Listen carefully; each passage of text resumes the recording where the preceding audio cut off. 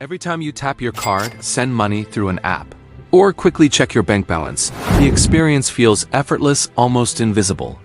There's no sense of movement, no friction, no indication that anything complex is happening behind the scenes. Just a number changing on a screen. But beneath that simplicity lies a vast, interconnected system that quietly moves trillions of dollars every single day. A system so deeply embedded into modern life that most people never stop to question how it actually works. And yet, hidden beneath its convenience are mechanisms that shape entire economies, influence global power structures, and determine who truly benefits from the flow of money. This isn't just about banks. It's about the architecture of global finance and the parts of it most people never see. Global banking systems form the backbone of the modern economy. Every paycheck deposited, every loan approved, every international transaction processed, it all runs through this network.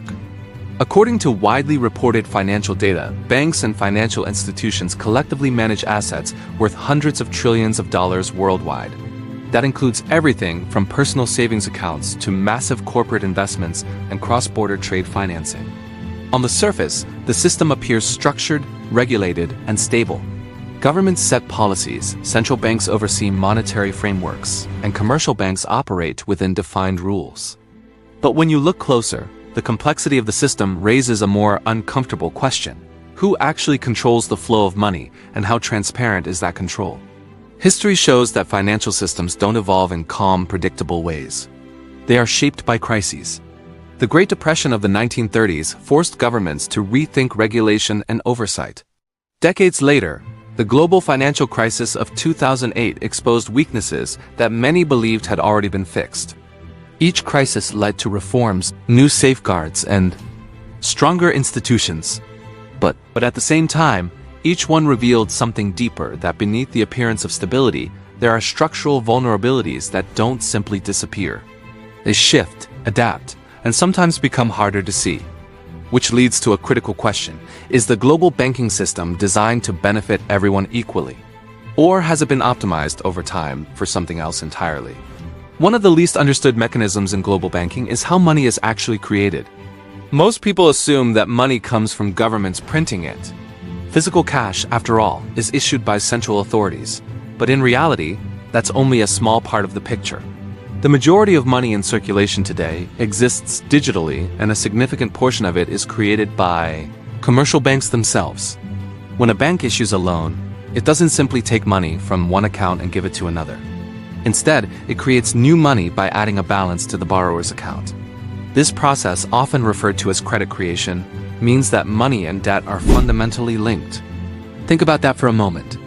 Every time a loan is issued, whether it's for a house, a business, or even a credit card purchase, new money is effectively introduced into the system. This means that the total amount of money in the economy expands as borrowing increases. But there's a hidden implication here that most people never consider. If money is created through lending, then the system relies on continuous borrowing to sustain growth. Economic expansion, in many ways, depends on the willingness of individuals, businesses, and governments to take on more debt. And when borrowing slows down, the effects ripple outward. Investment slows, spending drops, and growth begins to stall. This dependency is rarely visible to everyday consumers. From the outside, everything seems stable as long as transactions keep flowing. But underneath, the system is constantly balancing itself on the pace of credit creation. And that balance is more fragile than it appears. Now here's where it becomes even more counterintuitive. Banks are often described as intermediaries, institutions that simply connect savers with borrowers. But in reality, they play a far more active role in shaping economic outcomes. The decisions banks make about who receives credit and who doesn't have far-reaching consequences. Lending isn't just about assessing risk. It's about directing the flow of money into specific areas of the economy. When large corporations with established credit histories apply for funding, they often receive favorable terms and easier access.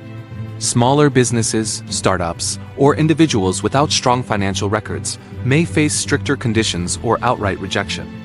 Over time, these patterns influence which industries grow rapidly and which struggle to survive. Entire regions can develop faster or fall behind based on access to credit.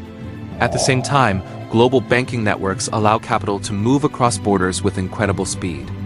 Investors and institutions can shift billions of dollars from one country to another in search of higher returns. While this can drive efficiency and growth, it doesn't always align with where the money is most needed. Instead, it tends to flow toward opportunities that promise the greatest profit. The result is a system that is highly efficient in allocating resources, but not necessarily equitable in distributing them. And this is where a subtle but powerful gap begins to emerge. The system is designed to optimize returns, not fairness, which means that while it can generate enormous wealth, it can also concentrate that wealth in ways that are difficult to reverse. At this point, it might seem like inequality in access to credit is the system's biggest flaw. But that's only part of the story. Because the real complexity of global banking isn't just in how money is created or distributed, it's in how risk is managed. And more importantly, how it's shifted. Risk is an unavoidable part of finance. Every loan carries the possibility of default. Every investment carries uncertainty. But in global banking, risk isn't just accepted, it's actively redistributed. Financial institutions use a wide range of instruments to spread risk across markets, investors, and even entire countries. In theory, this makes the system more stable. By distributing risk, no single entity should bear the full impact of a failure. But there's a hidden trade-off. As risk is spread across multiple layers of the system, it can become harder to detect. Complex financial products bundle together different types of assets, transforming them into something that appears safer than it actually is. And when everything is functioning normally, this complexity can create an illusion of stability. The 2008 financial crisis is one of the clearest examples of how this can go wrong. Mortgage-backed securities, financial products built on home loans, were widely traded across global markets. As long as housing prices continued to rise, these assets seemed reliable. Banks, investors, and institutions around the world held them, confident in their value. But when homeowners began to default on their mortgages, the underlying risk that had been spread throughout the system started to surface.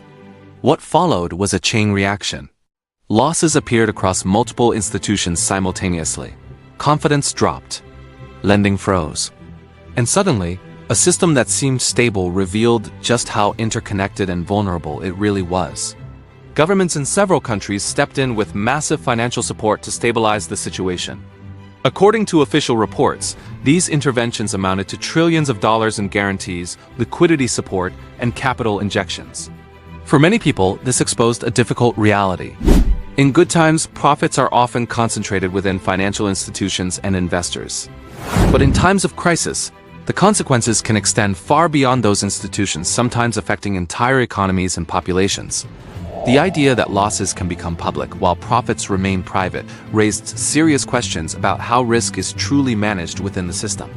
When you step back and look at the bigger picture, a pattern starts to take shape. Money creation through lending ties economic growth to debt. Credit allocation influences who benefits from that growth. And risk distribution can sometimes obscure vulnerabilities until they become impossible to ignore. To be clear, global banking systems have also played a critical role in driving progress. They have enabled large-scale infrastructure projects, supported international trade, and contributed to economic development across the world. Millions of people have gained access to financial services that were once out of reach. These are real, measurable achievements. But alongside those benefits is a system that requires constant balance. Growth needs to be managed carefully to avoid instability. Efficiency must be weighed against fairness. Innovation must be monitored to prevent unintended consequences. And perhaps most importantly, transparency must keep pace with complexity. Because without transparency, complexity can turn into opacity. And when a system becomes opaque, it becomes harder to understand, harder to regulate, and harder to trust.